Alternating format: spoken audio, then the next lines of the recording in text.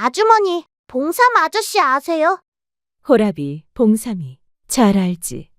봉삼이 아저씨, 오늘 저녁밥이 없어요. 저에게 주셨거든요. 아이고, 이 양반이 또. 과수댁은 시루떡 한 켜를 배 보자기에 쌌다. 그날 저녁 봉삼은 시루떡으로 밥을 대신했다. 첫 번째 마당, 길 위에 두 스님. 길 위에 두 스님이 있었다. 한 스님은 어깨가 굽고 작았다. 삿갓을 쓰고 낡은 장삼을 걸친 노승이었다.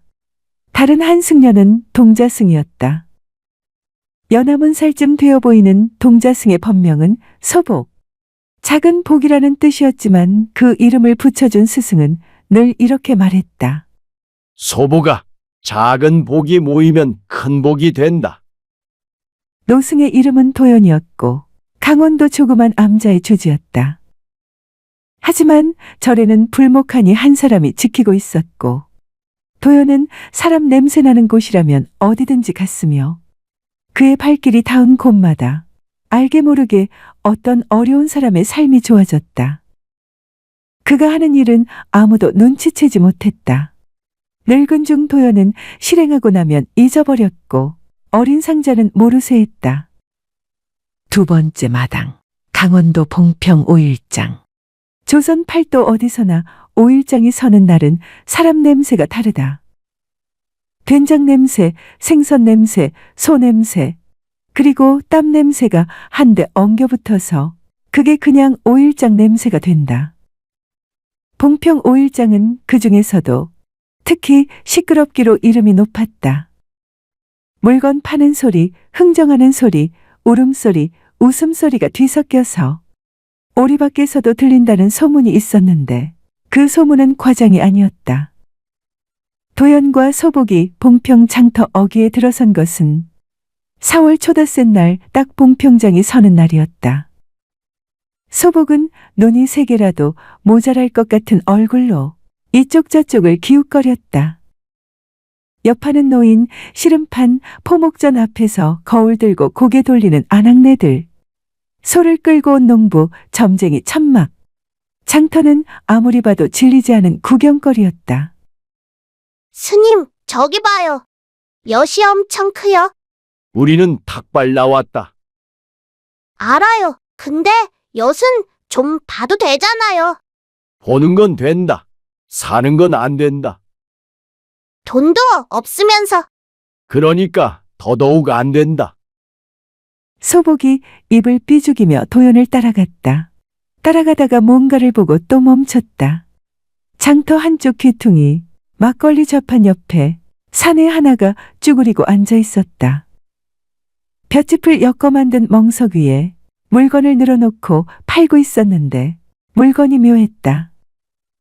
깨진 사발 하나, 이가 빠진 낫 한 자루, 끈이 떨어진 집신 두 켤레, 구멍난 솥뚜껑 하나, 아무리 봐도 쓸 것이 없는 물건들이었다. 그런데 그 사내가 어떤 아주머니와 흥정하고 있었다. 아니, 정확히는 흥정당하고 있었다.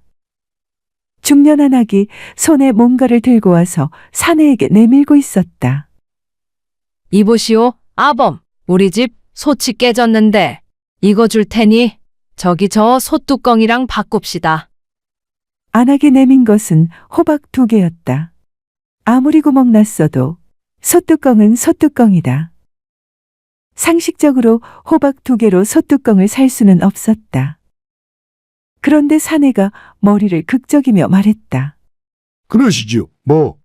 소복이 그 광경을 넋놓고 보다가 도연의 소매를 잡았다. 스님, 지금 저 아저씨 손해보는 거 맞지요? 맞다. 왜 손해보는 짓을 해요? 그러고 싶어서 그러겠지. 세 번째 마당, 세상에서 제일 어리숙한 사내 변봉삼. 사내의 이름은 변봉삼이었다. 나이 52, 태어난 고을 이름을 따서 그냥 봉삼이라 불렸다. 봉삼은 젊어서 보부상 폐에 끼어 팔도를 떠돌다가 마흔쯤에 가산을 모아 솔매 마을에 자리를 잡았다. 아내를 얻어 아이 둘을 낳고 살았는데 아내가 셋째를 낳다가 세상을 떠났다. 셋째도 따라갔다. 위에 둘은 지금 외갓집에 맡겨져 있었다. 봉삼은 혼자 살면서 보부상 노릇을 계속했다.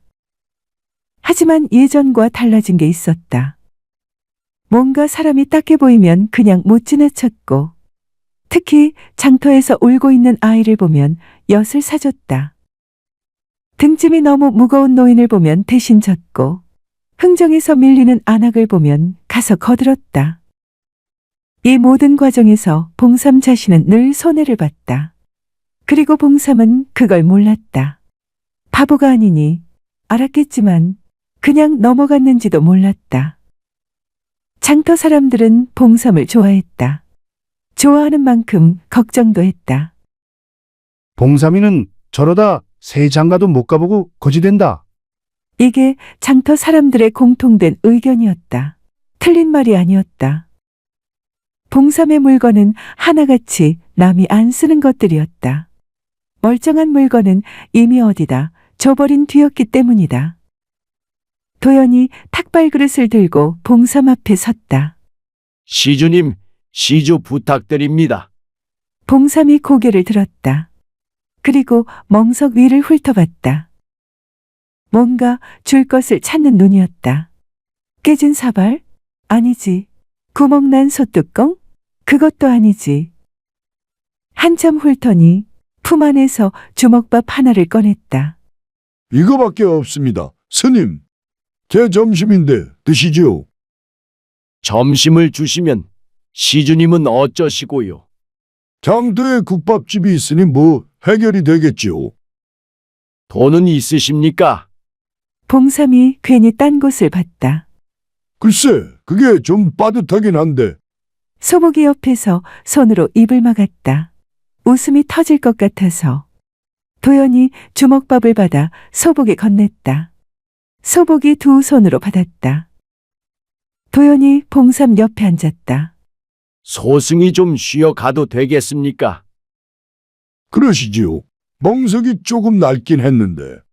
도연이 멍석에 앉았다. 삿갓을 벗었다. 봉삼이 도연의 얼굴을 슬쩍 봤다가 놀랐다. 나이가 많아도 너무 많은 얼굴이었다. 주름이 깊고 눈이 작고, 그런데 그 작은 눈 속에 뭔가가 가득 담겨 있었다. 봉삼은 그 눈이 무섭지 않았다. 오히려 오래 알던 사람 같은 느낌이 들었다. 네 번째 마당, 동자승 서복, 장터를 시끄럽게 하다. 문제는 오후에 생겼다. 장터 건너편에서 행상 한 사람이 봉삼에게 다가왔다. 기름진 얼굴에 낯가죽이 두꺼운 자였다. 이름은 아무도 몰랐는데 장터 사람들은 쥐치 영감이라 불렀다. 생김새가 그렇다는 게 아니라 쥐처럼 재빠르고 생선 쥐치처럼 맛이 없다는 뜻이었다. 형씨, 나 좀 보세. 좋은 거 하나 있어. 봉삼이 눈을 깜빡거렸다. 뭔데요? 이거 봐, 이거 반문서야. 솔매마을 동쪽 밭인데 이게 지금 싸게 나왔거든. 형씨가 솔매 사람이니까 먼저 알려주는 거야. 봉삼이 판문서를 받아 들여다봤다. 근데 나 돈이 없는데. 없으면 외상도 되지. 내가 형씨 믿으니까. 나중에 갚으면 돼. 소복이 뒤에서 그 대화를 듣고 있다가 도연의 소매를 잡아당겼다. 스님, 저거 사기예요. 왜 그렇게 생각하느냐? 저 아저씨 눈이 이상해요. 봉삼 아저씨 볼 때 입만 웃어요. 눈은 안 웃어요. 도연이 소복을 잠깐 보았다. 그걸 다 봤느냐? 네? 잘 봤다. 근데 가만히 있어라. 왜요? 봉삼 아저씨 당하잖아요. 사람은 배울 때가 있는 법이다. 그게 지금이에요. 아직은 아니다. 소복이 발을 동동 굴렀다. 봉삼은 쥐치 영감의 말에 이미 고개를 끄덕이고 있었다. 저러면 안 되는데. 저러면 진짜 안 되는데. 봉삼이 막 도장을 찍으려는 순간이었다. 소복이 달려나갔다. 잠깐만요. 봉삼과 쥐치 영감이 동시에 돌아봤다. 작은 동자승이 두 손을 앞으로 내밀고 있었다. 아저씨, 저 종이 조금 보여줘요. 어? 이게 왜? 쥐치 영감이 끼어들었다. 꼬마 중이 어른 일에 왜 끼어드냐? 저리 가라. 저 꼬마 중 아닌데요. 그럼 뭐야? 저 진짜 중이에요. 저 스님 시자예요. 야, 그게 그 소리야. 그리고 아저씨 눈이 이상해요. 쥐치 영감의 얼굴이 굳었다. 뭐가 이상해? 웃을 때 눈이 안 웃어요. 거짓말하는 사람들이 원래 그래요. 순간 장터가 잠깐 조용해졌다. 주변에서 귀를 기울이던 사람들이 킥킥거렸다. 쥐치 영감의 낯빛이 주황빛이 됐다가 흰빛이 됐다가 했다. 저놈의 어린종 새끼가. 도연이 그때 느릿느릿 걸어왔다. 이 아이가 실례를 했군요. 하지만 도연이 쥐치 영감을 가만히 바라봤다. 그 눈빛을 받은 쥐치 영감이 이상하게 주춤했다. 저도 그 반문서를 한번 볼 수 있겠습니까? 당신이 뭔데? 보여줄 것 없으시면 됩니다. 다행이고요. 쥐치 영감이 갑자기 문서를 낚아채더니 도망갔다. 뒤를 보지 않고 장터 바깥으로 빠르게 사라졌다. 봉삼이 멍하니 그 뒷모습을 봤다. 저게 가짜였어요. 가짜였지요. 어떻게 알았어요? 소복이 턱을 치켜들었다. 제가 눈치챘지요.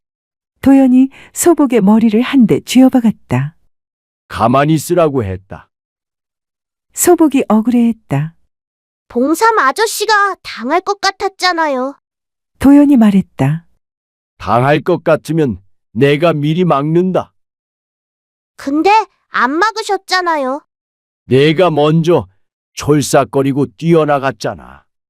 소복이 씩 웃었다. 도연이 한 번 더 쥐어받고 싶었지만 참았다. 5번째 마당, 봉삼의 외딴 집. 그날 저녁 봉삼이 두 사람을 자기 집으로 불렀다. 주막 옆 외딴 집이었다. 방 2칸에 부엌 하나, 마당에 장독 몇 개. 처마에 집이 삐져나온 것을 보면 지붕을 손본 지 꽤 된 것 같았다. 속이 비어있는 집이었다. 물건이 없는 게 아니라 사람이 비어있는 집. 봉삼이 솥에 밥을 안 치면서 말했다. 오늘은 내가 밥 한 끼 해드려야겠어요. 아까 제 점심 드셨으니 그 벌을 받으셔야죠. 고맙습니다. 그런데 아까 솥뚜껑을 호박 2개에 파셨는데 밥은 어찌 짓습니까? 봉삼이 웃었다. 쑥스러운 웃음이었다. 남은 소치 하나 더 있습니다. 소복이 두리번거리다가 벽에 걸린 물건을 발견했다. 낡은 집신 한 켤레였다. 다 닳아서 신을 수 없게 됐는데 그걸 벽에 걸어두었다. 집신 안에 마른 꽃 몇 송이가 꽂혀 있었다. 저거 뭐예요? 봉삼이 솥뚜껑을 덮다가 고개를 들었다. 내 집신이다. 버리면 되지 왜 걸어놨어요? 버리면 안 된다. 왜요? 봉삼이 대답을 못했다. 조리 있게 말하는 법을 모르는 사람의 침묵이었다. 도연이 그 집신을 오래 바라봤다. 저녁 먹으면서 봉삼이 털어놓았다. 마누라가 보부상 노릇을 제일 싫어했다고. 늘 떠돌고 집에 있는 날보다 없는 날이 더 많으니까. 그래도 잔소리는 집신을 꿰매면서 했다고. 꿰매면서 욕하고 꿰매면서 웃고 꿰매면서 걱정했다고. 저 집신이 마지막으로 꿰맨 것이라고. 그래서 못 버린다고. 도연이 그 말을 들으면서 고개를 한번 끄덕였다. 소복은 밥을 먹다가 숟가락을 내려놓았다. 안 슬픈 척을 했지만 고개를 약간 숙였다. 6번째 마당, 탁발 쓴 도연의 과거. 그날 밤 봉삼이 일찍 잠든 뒤 도연과 소복은 마루에 나란히 앉았다. 달이 반쯤 떠 있었다. 마당의 장독들이 달빛을 받아 희끗했다. 멀리 주막에서 노랫소리가 들렸다. 흥겨운 소리인데 어딘지 쓸쓸했다. 소복이 물었다. 스님은 왜 탁발 다녀요? 중이 탁발하는 거야 당연한 거 아니냐? 그게 아니라요. 절에 계시면 편하잖아요. 왜 이렇게 돌아다녀요? 도연이 달을 봤다. 한참 봤다. 절에 있으면 사람이 찾아오는데 길 위에 있으면 내가 찾아갈 수 있거든. 그게 달라요?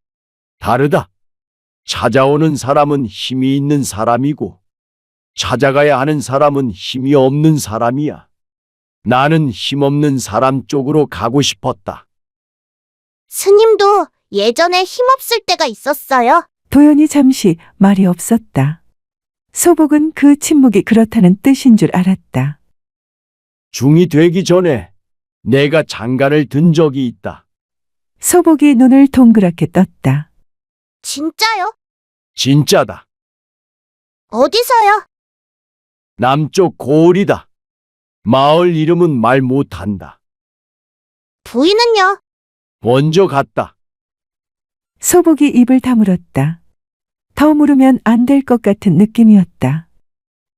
도연이 말을 이었다. 소복이 하는 말인지 하늘에 있는 달림에게 하는 말인지 모를 목소리로. 그때 내가 너무 바빴다. 먹고 살겠다고 여기저기 다니다 보니 집에 돌아올 때는 늘 늦었어. 문을 두드리면 열어주는 사람이 있는데 나는 그걸 당연하게 생각했지. 당연한 게 당연하지 않게 되는 날이 올 줄을 몰랐다. 소복이 무릎을 끌어안았다. 그래서 길 위에 다니는 거예요? 죄송해서? 죄송한 건 죄송한 거고 이건 이거다. 늦은 사람이 할 수 있는 일이 있거든. 남들 늦지 않게 해주는 거야. 봉삼이가 저 집신을 벽에 걸어두고 자는 것처럼 나는 길 위에 있는 것으로 그 사람을 기억하는 거다. 마루가 조용해졌다. 주막 노랫소리도 잦아들었다. 소복이 도연의 곁으로 살짝 붙었다. 아무 말 없이. 도연이 소복의 머리를 손바닥으로 한번 가만히 얹었다. 쥐어박지 않았다. 그냥 얹었다. 7번째 마당. 탁발 쓴 도연의 첫 번째 씨앗. 사흘째 되는 날 도연이 봉삼에게 씨앗을 꺼냈다. 이번엔 작은 배보자기에 쌓인 것이었다. 봉삼이 풀어보니 씨앗이 한 줌 들어있었다. 잘고 까만 씨앗. 이게 뭡니까, 스님? 보시 씨앗이요. 무엇이요? 올해 심으면 가을에 줄기가 오르고 내년에 겨우 한 뼘이 됩니다. 급한 작물이 아니어요. 3년은 키워야 비로소 쓸만한 모씨가 나오지. 봉삼이 씨앗을 바라봤다. 3년이요? 예, 3년이요. 근데 왜 모시를 제게 주시나요? 도연이 벽에 걸린 집신을 턱짓했다. 마나님이 집신을 꿰매던 분이시면 삼다루는 손이 있으셨을 겁니다. 모시는 그 손이 있어야 잘 자랍니다. 시주님도 그 손을 기억하실 거고. 봉삼이 자기 손을 내려다봤다. 두꺼운 손이었다. 장사꾼 손. 나한테 그런 손이 있겠어요, 스님. 있지요. 그 손으로 솥뚜껑을 호박 2개에 파셨잖습니까? 손에 볼 줄 아는 손이면 모시를 키울 수 있습니다. 봉삼이 픽 웃었다. 그게 무슨 소리래요? 모시는 급히 자라지 않아요.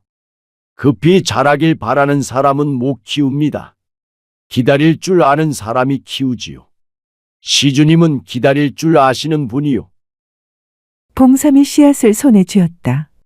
묵직하지 않은데 묵직한 느낌이었다. 심어볼게요. 3년 뒤에 결과를 봅니다. 3년 뒤에 스님이 또 오세요? 글쎄 올시다. 8번째 마당. 동자승 서복의 비밀작전. 봉삼에게 씨앗을 준 것만으로 도연 스님이 만족했냐 하면 소복은 그렇지 않다고 생각했다. 그래서 잽싸게 움직였다.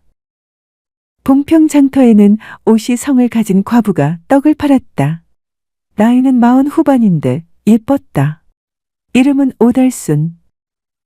일찍 남편을 여의고 혼자 떡 장사를 해서 새 아이를 키웠는데 아이들이 다 출가하고 나니 혼자가 됐다. 과수댁의 떡은 맛있었다. 봉평 장터에서 제일 맛있다고 소문이 났다. 근데 장사가 잘 안 됐는데 그 이유가 있었다. 떡을 팔면서 덤을 너무 많이 주었기 때문이다. 하나 사면 둘을 줬고 둘 사면 셋을 줬다. 장사하는 법을 모르는 여자가 아니라 그냥 그 성품이 그랬다. 동자승 소복이 과수댁 오달순의 떡자판 앞에 섰다. 아주머니, 저기 봉삼 아저씨 아세요? 오달순이 소복을 내려다봤다. 봉삼이 알지. 솥뚜껑을 호박 2덩어리에 파는 양반. 네, 그 아저씨요. 왜? 착한 아저씨지요. 착하지. 근데 좀 모자라. 모자라지 않아요. 일부러 그래요. 일부러 손해를 봐. 왜? 글쎄요. 저도 잘 모르겠어요. 근데 착한 사람은 원래 이유가 없잖아요. 과수댁이 소복을 한참 봤다. 꼬마 스님이 말을 참 이상하게 하네. 저 꼬마 스님 아닌데요. 알았어, 알았어. 그래서? 봉삼이 아저씨 오늘 저녁밥이 없어요. 오늘 저하고 스승님한테 점심 주셨거든요. 그래서 하루 종일 굶었어요. 과수댁이 인상을 썼다. 아이고, 이 양반이 또. 과숙댁은 판매 중이던 시루떡 한 켜를 배보자기에 쌌다. 봉삼 쪽으로 가는가 싶더니 걸음을 멈추고 소복을 돌아봤다. 스님, 나쁜 중 아니지? 나쁜 중 아니에요. 스님, 진짜 스님 맞지? 진짜 스님이에요. 진짜 중에서도 제일 진짜예요. 그러면 됐다. 가게 좀 지켜라. 과수댁이 봉삼네 집으로 성큼성큼 걸어갔다. 소복이 뒤에서 주먹을 쥐었다. 그날 저녁 봉삼은 과수댁의 시루떡으로 밥을 대신했다. 처음엔 어색해서 말이 없었는데 과수댁이 먼저 입을 열었다. 솥뚜껑을 왜 호박 2덩어리에 팔았어요? 봉삼이 머리를 극적였다. 그 아주머니가 딱해 보여서요. 나한테는 왜 그런 거 없어요? 봉삼이 의아한 얼굴로 과수댁을 봤다. 아주머니는 안 딱해 보여서요. 그게 칭찬이에요. 욕이에요. 칭찬이지요. 딱해 보이는 것보다 안 딱해 보이는 게 낫잖아요. 과수댁이 콧방귀를 뀌었다. 그러나 그날 이후 봉삼은 장이 설 때마다 과수댁 오달순의 떡자판 옆에 자리를 폈다. 마지막 마당, 모시밭이 되기까지. 도연과 소복이 봉평을 떠날 때 봉삼이 멀리까지 따라왔다. 집신을 새 것으로 신고 나왔다. 허리에 씨앗 주머니를 찼다. 스님, 참 신기한 양반이요. 뭐가요? 스님이 오시니 뭔가 달라지는 것 같아서요. 달라지는 건 제가 한 게 아닙니다. 시주님이 하신 거지요. 내가요? 나는 맨날 당하기만 하는데. 당할 줄 아는 사람이 사람을 얻습니다. 쥐치영감처럼 제 먹을 줄만 아는 사람은 결국 혼자거든요. 봉삼이 그 말을 천천히 씹었다. 다순 아주머니는요? 도연이 고개를 돌려 봉삼을 봤다. 눈이 웃고 있었다. 그분도 잘 당하는 분이요. 덤을 너무 많이 줘서 떡 장사가 잘 안 된다고 하더군요. 봉삼이 귀가 빨개졌다. 그거 어떻게 알았어요? 모시 씨앗을 심으면서 그분한테 도움을 청해보세요. 모시 다루는 손은 떡하는 손이랑 다르지 않습니다. 손이 같은 사람끼리는 대화가 쉽지요. 소복이 뒤에서 씩 웃었다. 자기 공을 알아주는 사람이 없어서 조금 억울했지만 뭐 됐다 싶었다. 봉삼이 더 따라오려는 것을 도연이 손을 들어서 막았다. 이제 돌아가세요. 모시 씨앗 심을 자리를 봐두셔야지요. 스님, 3년 뒤에 꼭 오세요. 모시가 다 크면. 그때 모시밭 옆에 사람이 하나 더 있으면 굳이 내가 안 와도 될 겁니다. 봉삼이 뒤통수를 긁다가 웃었다. 쑥스러운 웃음이었지만 이번엔 눈까지 같이 웃었다. 두 사람은 돌아섰다.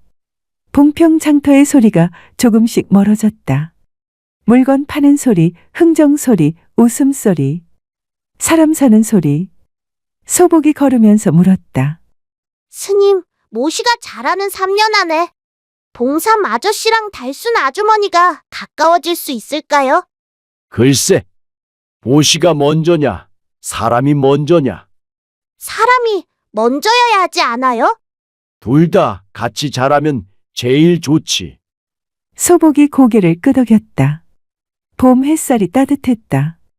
길가에 개나리가 피어 있었다. 소복이 개나리 한 가지를 손에 쥐었다가 몇 걸음 가다가 놓았다. 꺾으면 이미 꽃이 아니라는 것을 어디서 배운 것도 아닌데 알고 있었다. 도연이 그것을 보고 아무 말도 하지 않았다. 굳이 할 말이 없었다. 소복이 이제 조금씩 알아가고 있었기 때문이다. 소우쿨 극장입니다. 들어주셔서 고맙습니다. 구독과 좋아요 그리고 알람 설정 부탁드립니다. 준비 많이 해서 재미있고 좋은 글 많이 올리겠습니다. 다음에 만날 때까지 건강하시기를 기원합니다.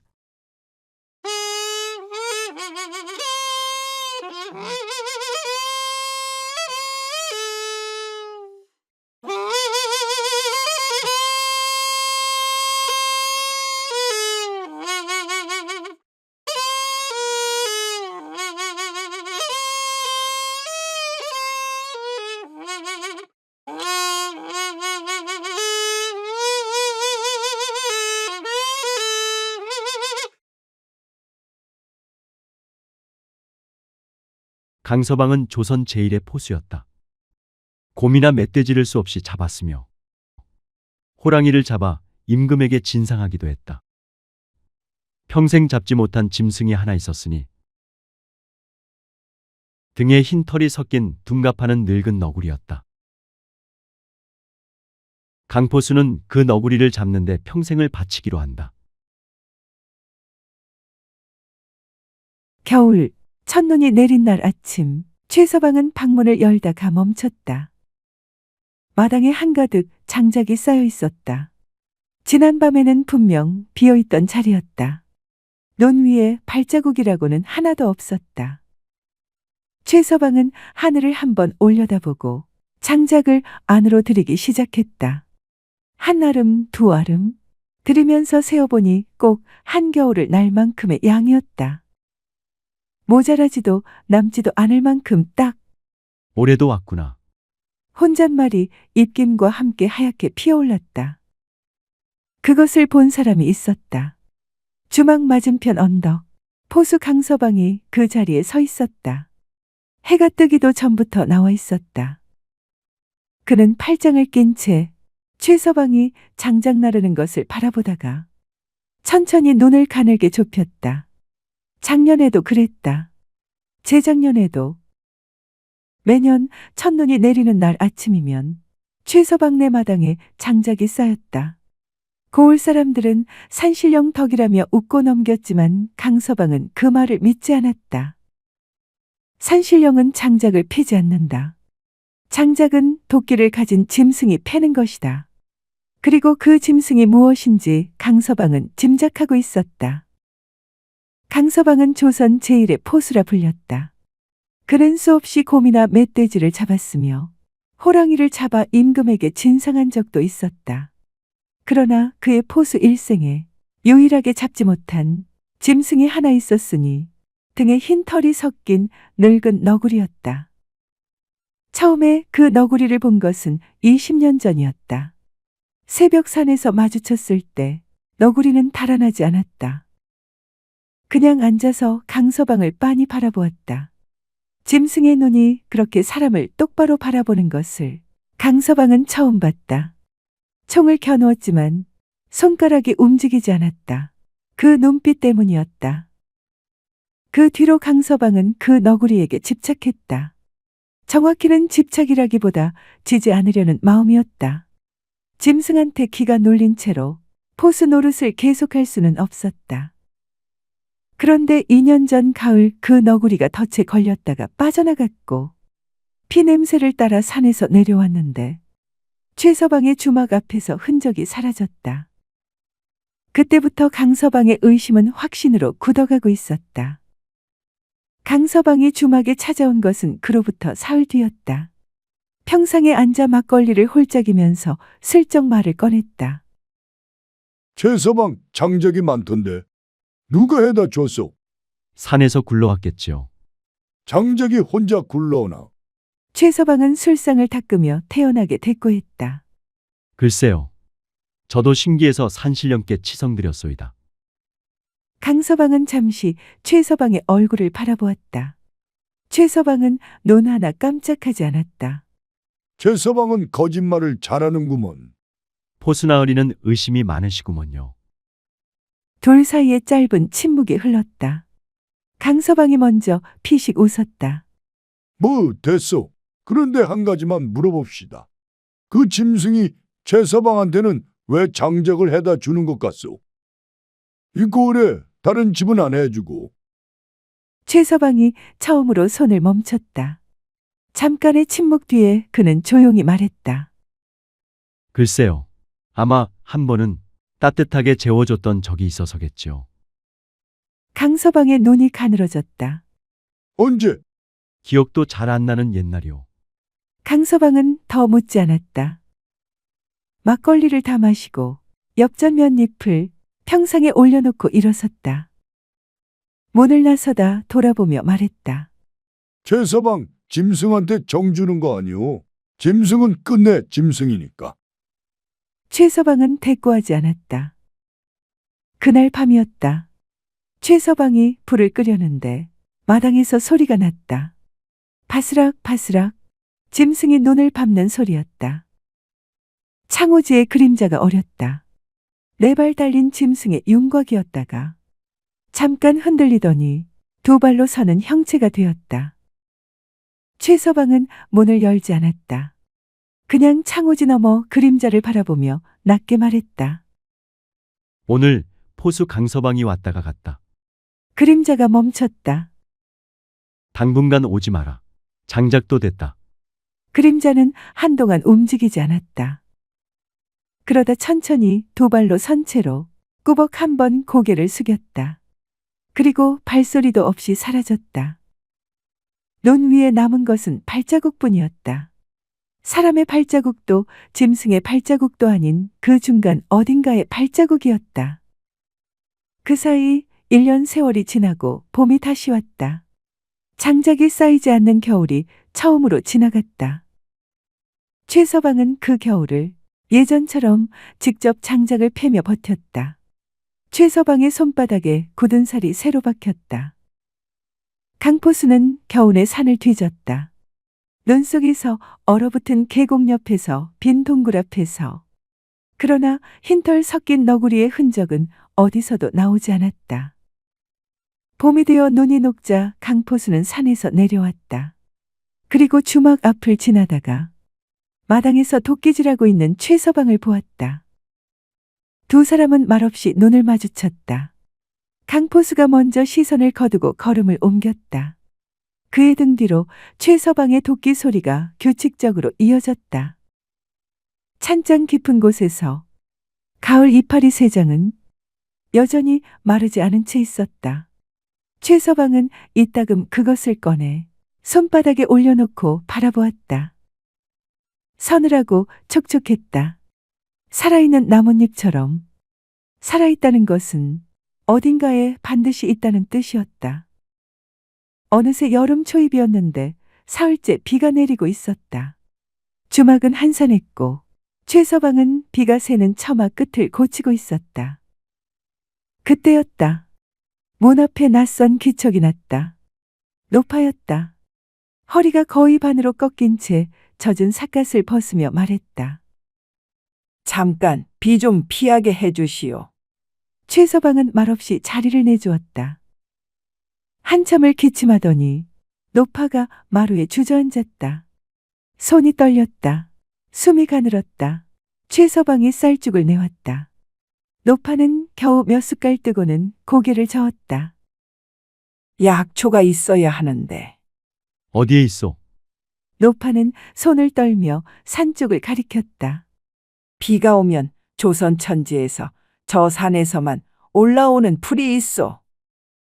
그걸 못 구하면 나는 여기서 끝이요. 비는 점점 더 굵어지고 최서방은 잠시 망설였다. 그때였다. 문 바깥에서 아주 희미한 소리가 들렸다. 바스락 소리가 났지만 문을 열지는 않았다. 바스락 소리의 주인공이 누군지 알고 있었기 때문이다. 그날 밤 노파는 고열에 시달렸다. 새벽 문 앞에 무엇인가가 놓여 있었다.